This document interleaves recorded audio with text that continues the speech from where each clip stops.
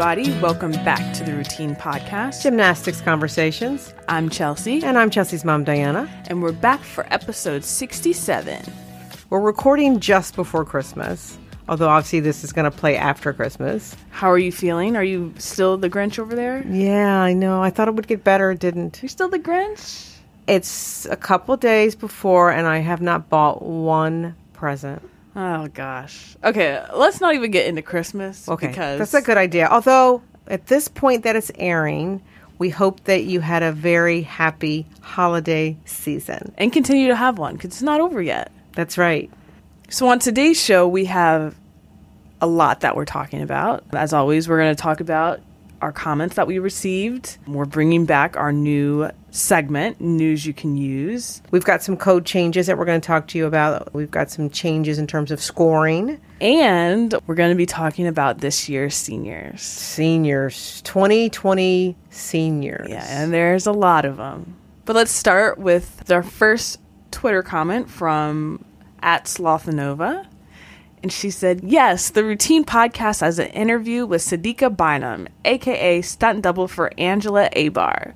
My interests are merging and everything is coming together exactly as I intended. And it's funny because I just finished watching the first full season.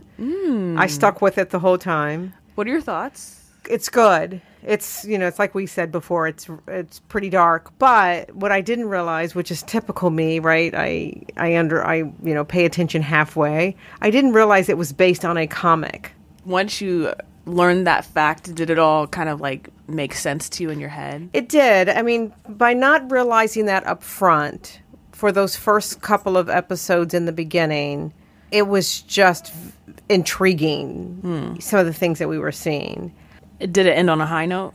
I don't think that movie is a kind of a high note. It ended great, though. Well, that's good. And I think everyone really enjoyed the interview, so we're happy that we did that. We also got another tweet, Chels. This is from @Bree Clark. We talked about that on our last episode. Bree sent us this video as she was taking a walk with her dog and listening to our podcast. She sent another video as she was listening to this week's episode, and it says, Iggy and I love the podcast on our walk today. Thanks for the shout out. And then we actually got a tweet from @DoubleStagHag, and she sent us a video of her walking her dog listening to the podcast too. And she said, your wish is my command. This is Lucy, a.k.a. In the Sky with Diamonds. Lucy is so cute. I know. I told Mom, like, if I were to get a dog in the future, that would be the type of dog I would get. And then we got the tweet from @JimterPets that said, listening to the Routine Podcast talk about their dogs, and I realized that I don't think we've seen a picture of their doggos. Yeah, so... And of course, I have plenty. And I shared it on our Twitter of our dogs, Coda and Barkley. And now they're Gymternet famous. So I want them to thank me. So thank you all for your tweets and comments this week. We always enjoy hearing from our listeners. You know what we haven't gotten yet? Oh, I know what we haven't gotten yet. What? A voicemail. I know. What's up, guys? Shy. Our audience is still shy. I don't think they're shy. What do you think? I feel like we haven't had like a real controversial topic yet. That's where really, people like really want to. That's really true. Express. Just remember, and I know Chelsea will talk about this at the end of the podcast, but it's really easy. We've tried to make it easier with this new website. Just click to the episode and you'll see 4 different ways that you could leave us a comment, and one of those is the voicemail button. So now I'm bringing back a segment that we actually haven't had on the podcast in a while. Is our News You Can Use. Or are we bringing that back? Oh, God. You look so excited, Mom. I feel like it should be one of those soap opera commercials. Bum, bum, bum, bum. Oh, News really? You Can Use. Okay, well. I wanted to bring this article up because I think it's so important. For those of you who don't know, Denver gymnast Alexis Vasquez wrote an article about mental health and her freshman year. Last year, actually. She's now a sophomore at Denver. If you haven't had the chance to read it, we definitely encourage you to read it. She's incredibly honest in sharing some of the struggles that she had, both mentally and physically, being at this Division I school with the expectations that she had, becoming a part of this team that was really succeeding and succeeding beyond what most people thought. And she was a part of that success, but really couldn't enjoy that success based on some of her own internal struggles. Mm-hmm.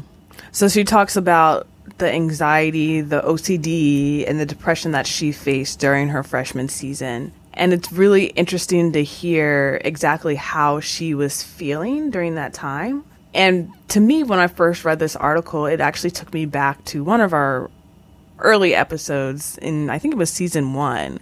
We talked about how many gymnasts are perfectionists. Although she had a lot that she was struggling with, I think at the core of it, she wanted to be perfect in everything that she did, which obviously is really hard to do, especially when you're competing at this level. Agreed. And I think for me, one of the best parts about the article, and when we say article, it was really her writing. She wrote this article. I think one of the things for me that was most impactful was the support that she received from those who didn't really know what was going on, but the advice that they would give her to try to help her. Her coaches, her mother, her teammates, everybody worked incredibly hard to help her get through some of the struggles. And I think this letter is so pivotal because I know for a fact that she is not the only one that has felt this way.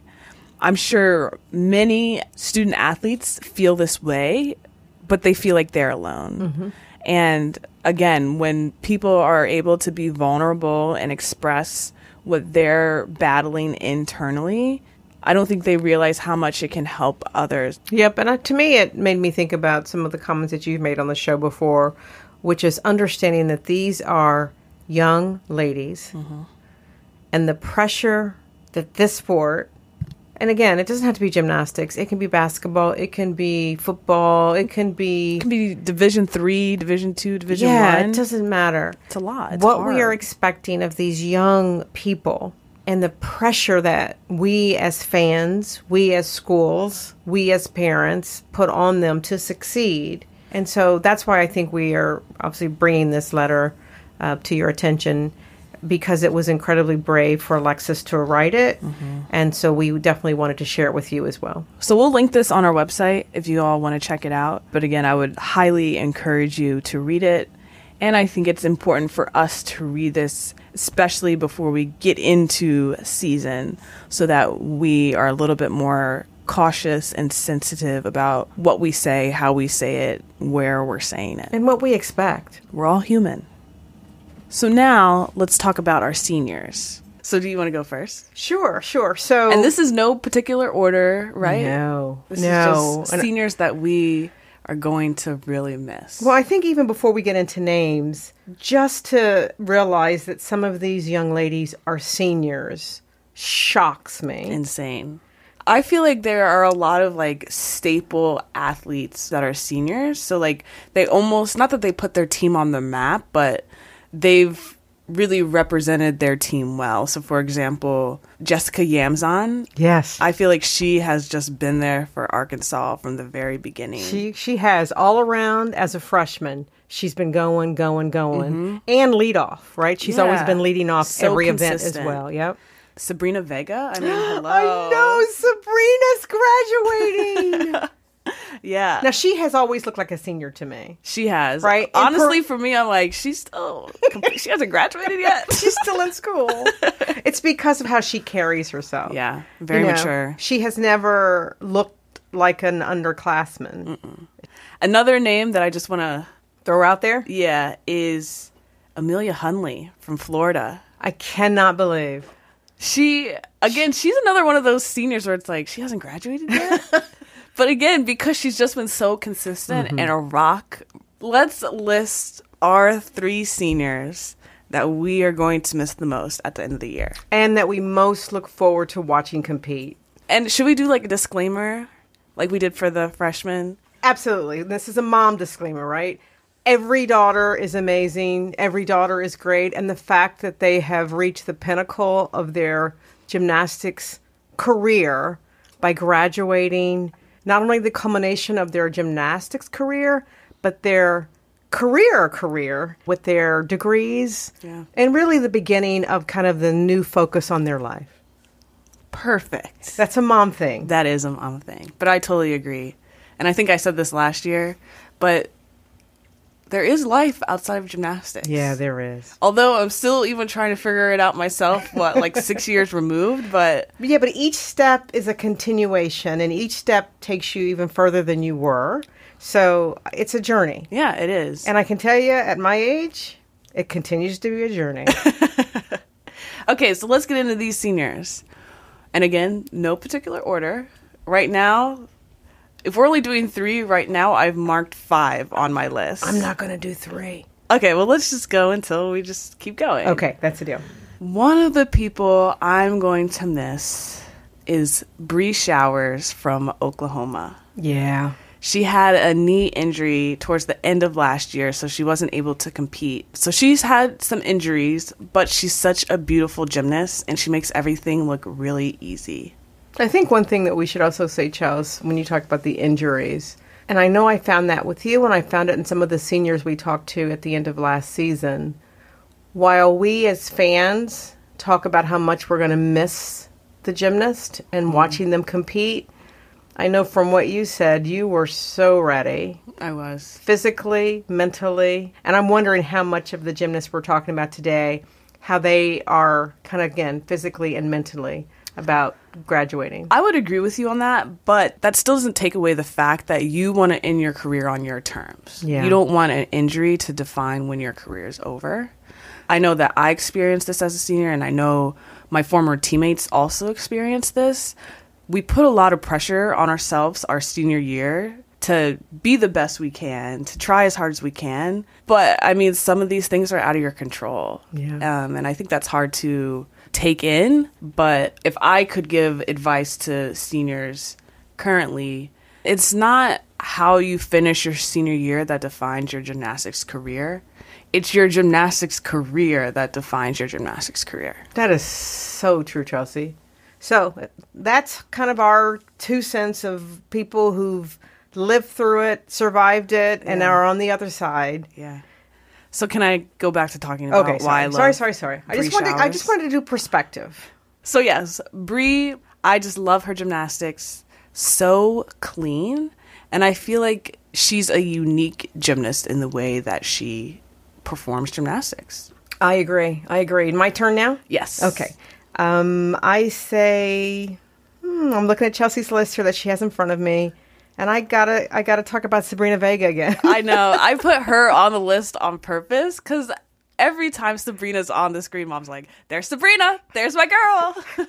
And it doesn't matter how many people fell, or how tight it is, or how close to score, or how worried Courtney is. If you can see her mount on beam. Not even before the mount, just the way that she looks at the beam, like, I'm going to attack this. And floor. Yeah. Yeah. So I have to give a shout out to Sabrina Vega. I think she's going to be greatly missed as the anchor on that team, helping Georgia kind of recreate itself. She's been a great leader of the team. Absolutely. And I think the Gymternet is behind you on Go Sabrina. Really?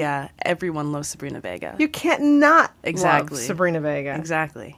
Next on my list, I would say this gymnast, she has the opportunity to actually have a 5th year, but on the roster, she's listed as a senior. So who knows if she'll take that 5th year. From the University of Illinois, Ray Balthazar.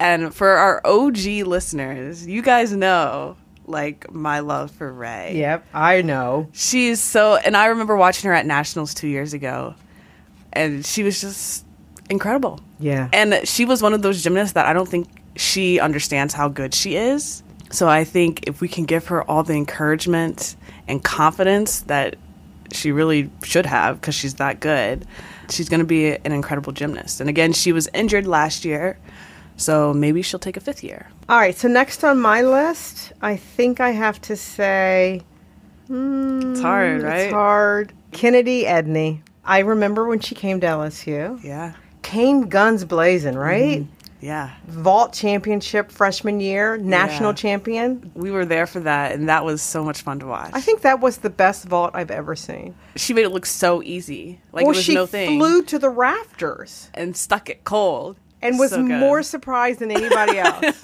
Yeah. And went running back down the vault as if she was going to do another one the opposite direction. I really love watching Kennedy, and it's been exciting to watch her career flourish over the past 4 years at LSU. Totally agree. My turn? Oh, no. I just... Dang! No, it's my turn. I was going to say another LSU person, but I'll let you go. Okay, well, I know who that is, so I won't say her because she was also on my list. Another person for me would be Taylor Houchin from Nebraska. She is another one of those technically perfect gymnasts. I'm sure we all remember her 1.5 vault last year at regionals, I believe. Incredible. Should have been a 10. I don't understand what the judges were looking at. But again, every event that she does is just beautiful. So sad to watch her go. Next on my list, Ruby Harold.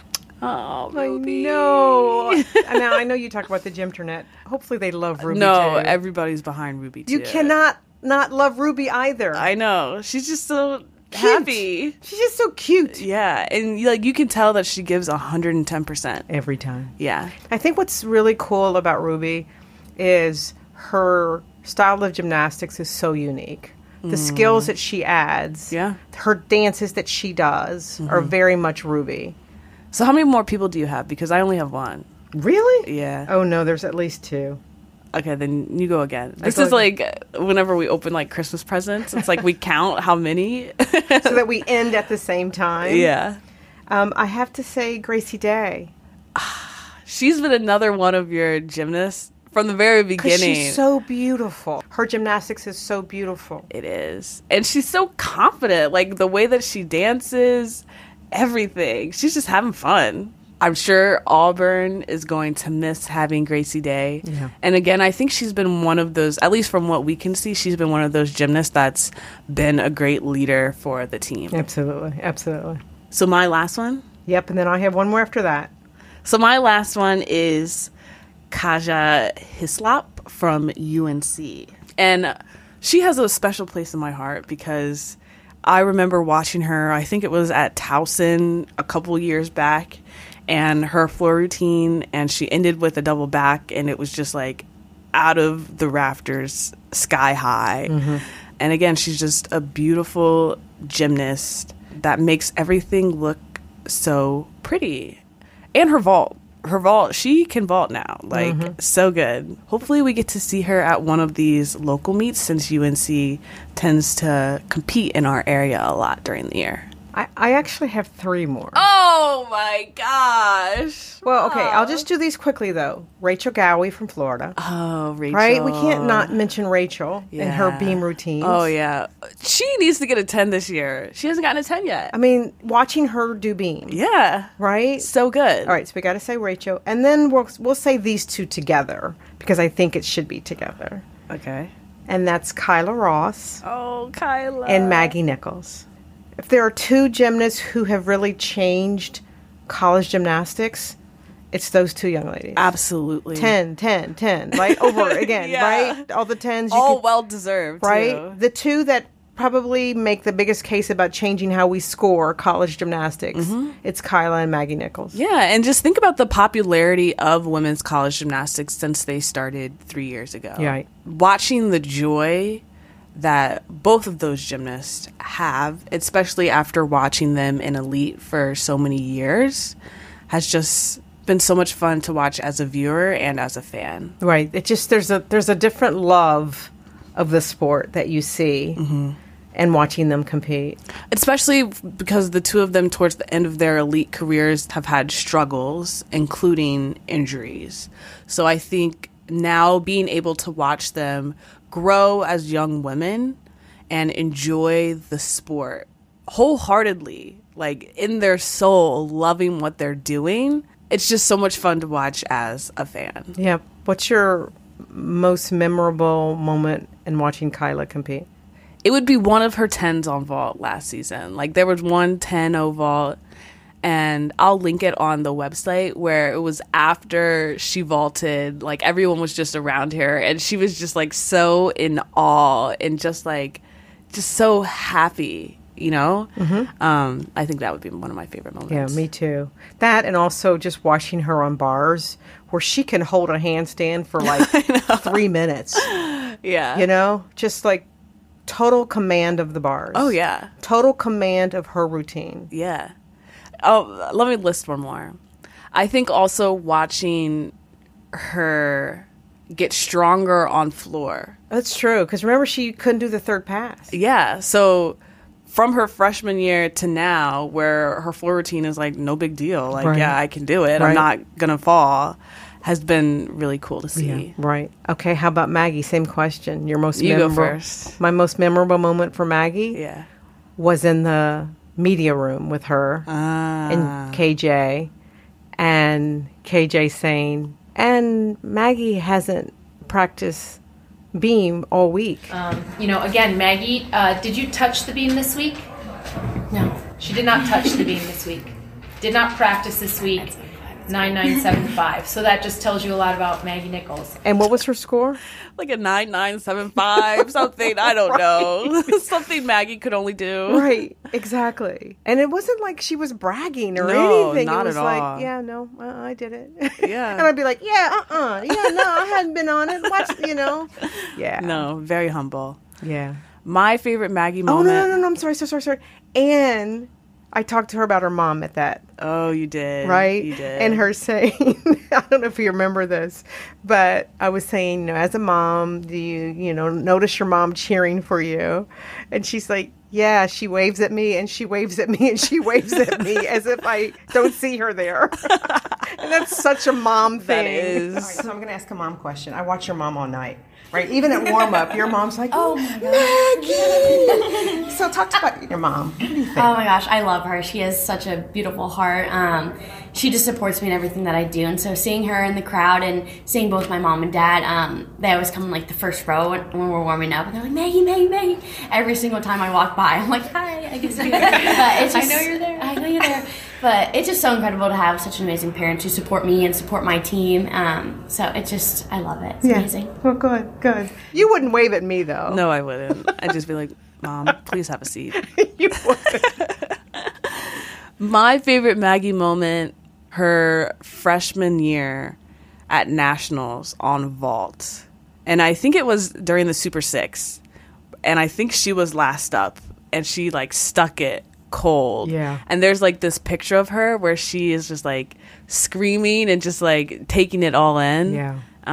So that would be my favorite moment. Yeah. I mean, I just think for all of the gymnasts we're talking about today and the ones we're not talking about, the fact that you have made it to this moment of your gymnastics career, we're so happy for you, we're so proud of you, and truly, truly enjoy this last season of your gymnastics. And to the parents, right? Enjoy watching your daughters compete as well. Good job, Mom. Good job, That was a Chels. good list. We didn't stick to 3. See, this is No, why we we don't didn't. have to stick to 3 sometimes. So because we obviously did not list all of the seniors, we're curious to know which seniors you're going to miss at the end of this year. Sure. So leave us a comment on our website, tweet us, email us, let us know who are your favorite seniors for this year. So for our interview segment today, we decided to interview one of the editors from College Gym News, but also just as importantly, a commentator for the University of North Carolina. So we spoke with Christina Chauvenet, and we wanted to speak with her specifically because there have been quite a bit of code changes for this coming year. And, Mom and I aren't really the technical type.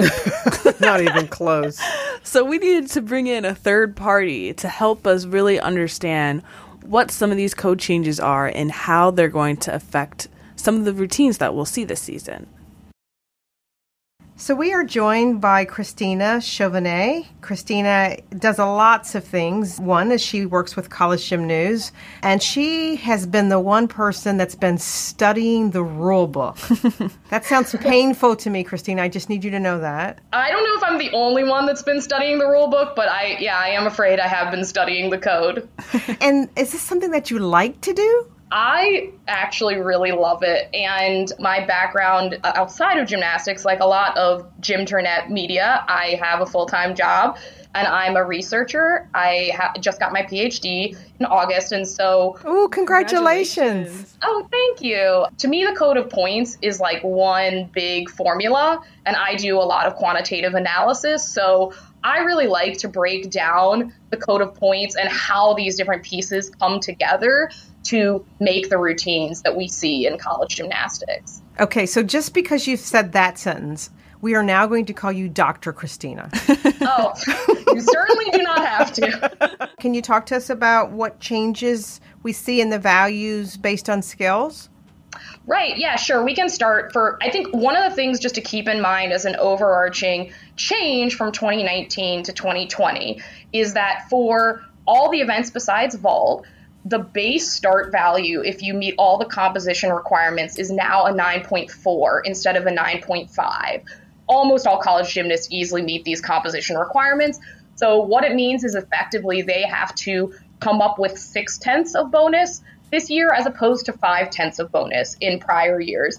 So what the code is asking the gymnast to do is come up with a 10th more difficulty, hypothetically, on each event. Vault obviously is a different kind of concept because you get a start value for the vault. They're not being put together in sequence of skills. But for the 3 remaining events, base start value lowered to 9.4. So you have to build an extra 10th of difficulty. That doesn't seem like that's a big deal, but is it? Well, it sort of depends on the event. So one of the things to keep in mind is in each of these 3 events, the NCAA Rules Committee has sort of built in a get out of jail free card by adding what they call difficulty bonuses in. So, for example, on bars, the start value is 9.4. If you meet the base start value is 9.4, but gymnasts get 1/10 difficulty bonus if they do a single bar release. So right off the bat, any college gymnast who has a single bar released, which is the majority of gymnasts,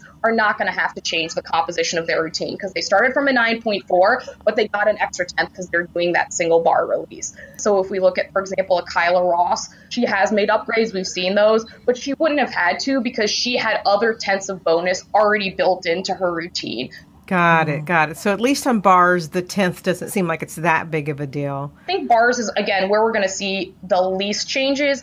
Beam and floor, I think we will see more composition changes. For example, on floor, you're starting from the 9.4. They added a difficulty bonus this year where any gymnast that has a double salto of any kind, so that's double backs, double pikes, double layouts, if you are so bold, in your last pass, those passes receive a 10th bonus.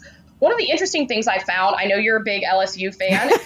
Hey, but Christina, I've been working on that. Let's just say. You're becoming more neutral, right? That's right. I'm working on it. Now, this is, of course, before this season has started. but so far, it's so good. Right. So, I think I was able to watch the LSU preview. And in that preview meet, Dee Bro said they are changing some of their routines to end with double backs and double pikes because of that extra 10th bonus. And I think that's a really good change because ending with a double salto really shows a higher level of endurance, I think, compared to ending with, let's say, a handspring front layout full. I agree. Yeah, I would agree as well. And so that meant last year, for those brave ones that did do, like you said, the double saltos, they didn't get any extra for doing it other than atta girls. Great job. Yeah, exactly. Besides the double salto, the other change in sort of composition is that now 2 C or higher acrobatic skills in direct connection receive a 3/10 bonus. So when the UCLA preview meet, you saw that Madison Koshin was moved from a 3-pass routine to a 2-pass routine. And she was able to do that because she's now doing a back 1.5, which is a C, into a Rudy, which is a D. So she's able to move from 3 passes to 2 passes. And we also saw in the LSU preview meet, Sarah Edwards, last year she was doing, I believe it was like a front full to a front layout. And in the LSU preview, she was doing a front full to another front full. And we've had discussions on our podcast before about 2 pass routines versus 3 pass routines. How do you feel about it? Oh, wow, you're putting me on the spot. Now I'm worried I'm going to have to take a stand. I don't know. I sort of go back and forth about it myself. Most folks know I have been doing the home commentating for UNC gymnastics. And so I have been watching Kaja Hislop do a 2-pass routine. But Kaja Hislop is one of those athletes who is so technically precise and beautiful to watch. I think before seeing her do a 2-pass routine, I would have said, no, absolutely, we should be encouraging gymnasts to do 3-pass routines. But I love watching her so much. Maybe that's changed my opinion. I think if I were in charge of the rules, I would probably institute an up to the level deduction around 3-pass routines, because I think that it does show a greater level of endurance. But maybe that's the right way to go. I'm okay maybe if there's more difficult dance in other parts of the routine. Maybe you could do either you have to have 3 passes or you have to have an E-dance element. I don't know. I think some combination of that. Chelsea, I'm curious for your perspective. I'm not a former collegiate gymnast, so I don't know realities of facing down my third pass in the corner. I'm curious what you think about that. Now you're putting me on the spot. Yeah. I look at it more of 3-pass routines is hard on the body, and there's really no way around it, especially as you start to implement these new rules where you get bonus if you do double salto passes. And just thinking about ending with a double salto pass every single weekend through practices throughout the week, it's just a lot on the body. So for me, I understand why some gymnasts do 2-pass routines, but as a viewer, it's not as enjoyable to watch. Yeah, I agree with that. And I totally hear your point about athlete health and maintaining bodies. And that's something I would encourage fans, not just about the 3-pass routine or 2-pass routines, but in other areas of gymnastics. You know, when you're wondering, why isn't this person upgrading? We know they can do more. Keep in mind that these gymnasts are also often battling injuries, trying to preserve their bodies and trying to make the smartest choices for them.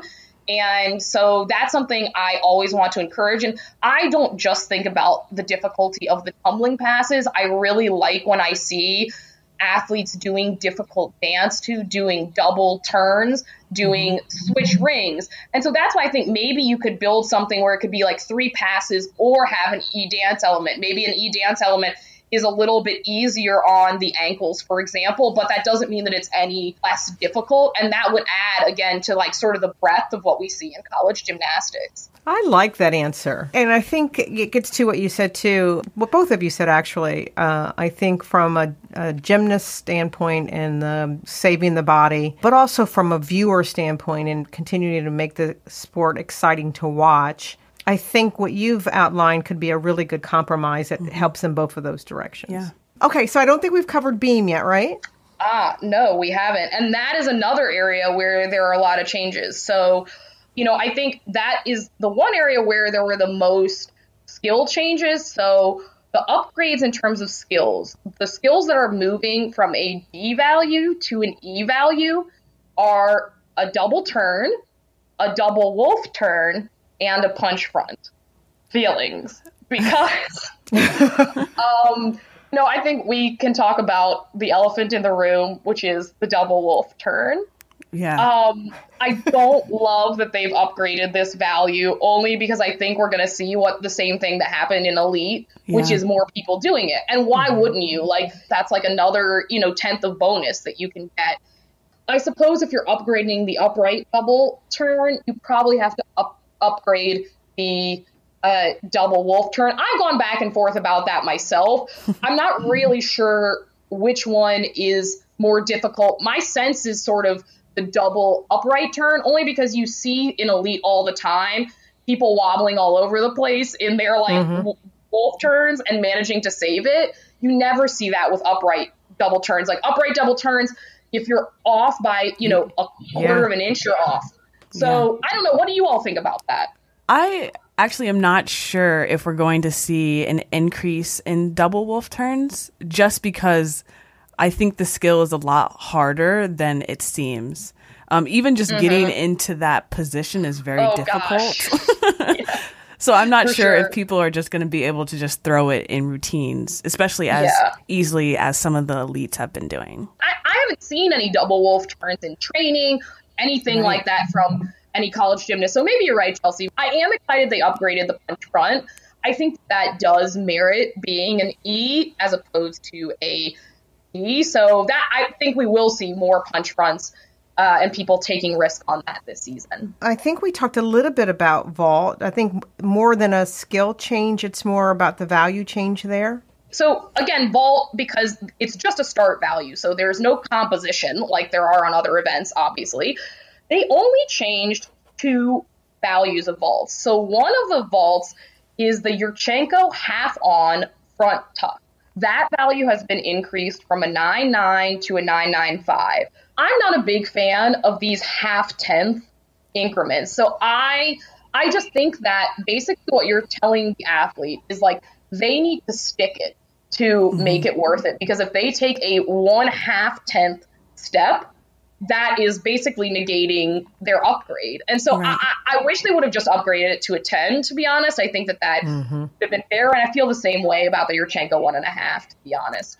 Yeah, I agree with you. I think it's not worth it in a sense for a lot of gymnasts to upgrade and potentially get injured. But I guess that's their way of saying, hey, we'll give you a little bit, but let's not get too crazy. Like, it's not worth getting hurt, you know?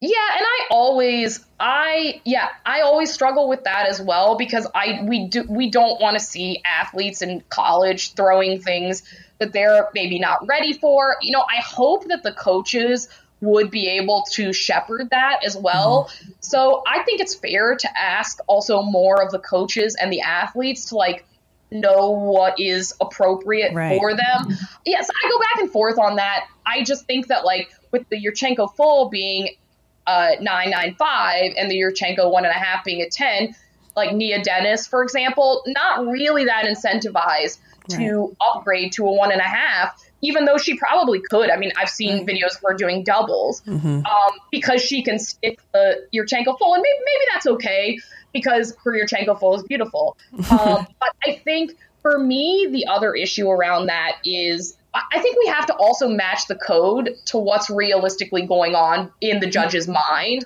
because to be honest, I think there's a lot of judges giving the gymnasts that are doing the 1.5s just like an extra half with like a nudge wink, sort of letting like a knee bend go here or there. So I want that to more accurately reflect what the judges are actually judging on. If there was any way that the rules could encourage a diversity in the skill, right? And by that I mean, how many Yurchenko fulls or Yurchenko 1.5s do we see? I mean, that's what almost everybody does. Right.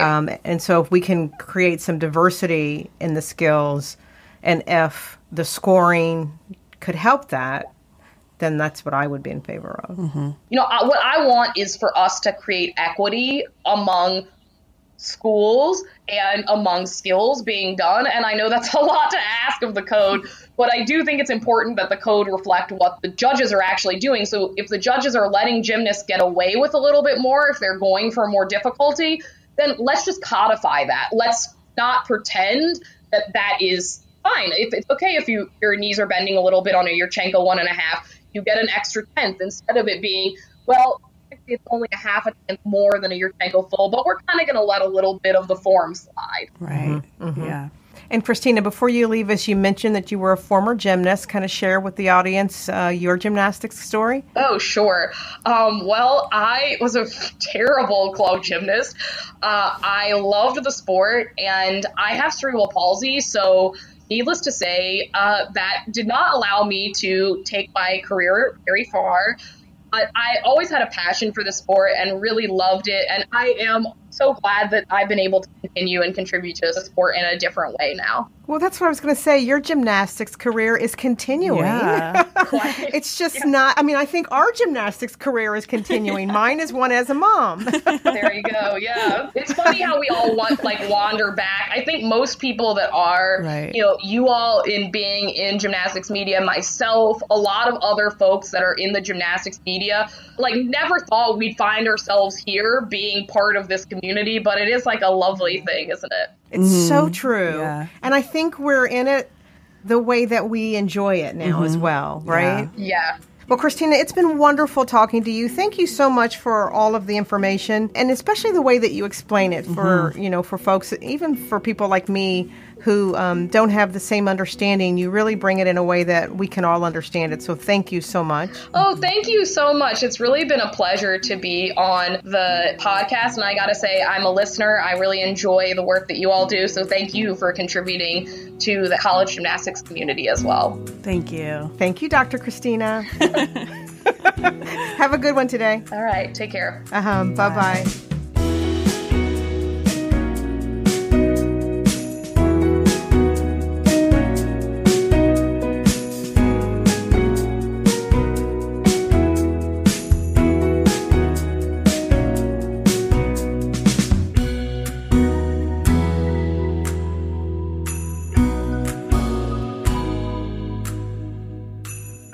So again, thank you, Christina, for talking with us.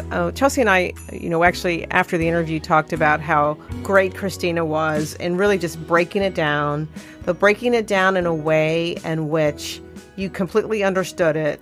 Layman's terms. Yeah, non-complicated, just this is the change. Which Mom and I are all for. Yeah, that takes a lot of talent to just cut it down to a way in which people understand it without taking 20 minutes. We look forward to talking to Christina again later in the season. Yeah. But we also look forward to listening to her continue to do the commentary that she does. Yeah. Thank you again, Christina. Thank you. So a little bit about College Gym News. College Gym News is your one-stop shop for all things college gymnastics. For event coverage, leotard rankings, in-depth features, fantasy gymnastics resources, and more, visit collegegymnews.com. And if you're interested in supporting CGN's expanding coverage, visit collegegymnews.com/donate. College Gym News, all the college gymnastics news you want, all in one place. So, Mom, fun fact, you probably don't know this, but this is the last episode of 2019. Wow. How many episodes did we do? That's a great question. I want to say this year it was probably a good 30 episodes. At least. Wow, that's amazing. Yeah. We've had a really, really good year. I know that sounds so cheesy, but I think we've come a long way. We have. We've had a lot of experiences this year. We have. Yeah, and then I feel excited because our meet schedule is together, too, in terms of where we're going. And we're getting the flights together. By the way, if you guys haven't gotten national tickets, they are on sale. So I would recommend getting your tickets now before it's too late. Do you know where we're sitting?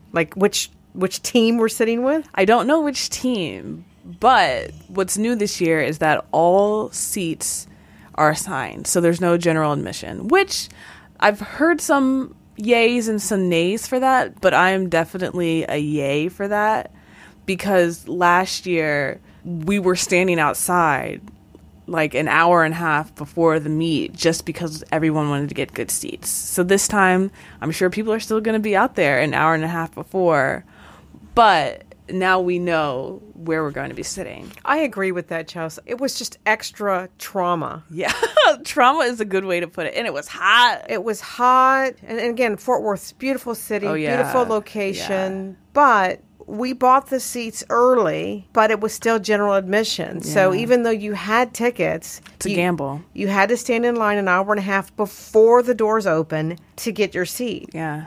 So no more of that. And it's in a new arena. So it's going to be just next level. And I know we always say nationals, but highly, highly recommend going to nationals if you guys have the chance to go. So thank you all for listening to today's episode. And if you like what you heard, be sure to give us 5 stars on the Apple Podcast app. It really helps us out. And if you guys have any additional comments about today's episode or your thoughts on the new code, or you know what is a good question? What do you all think about 2-pass routines? Because actually this preseason, I'm seeing a lot more 2-pass routines.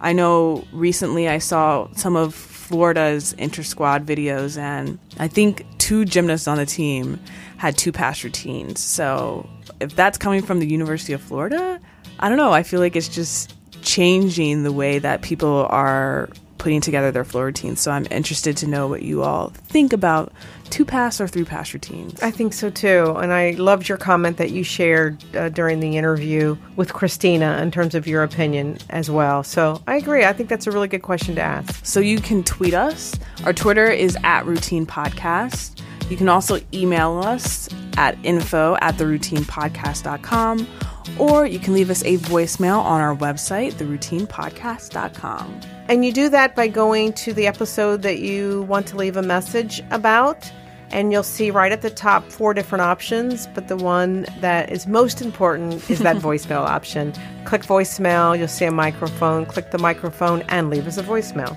And we hope you all have a great, happy, safe New Year, and we'll talk to you next year. Bye. See you in 2020. Bye.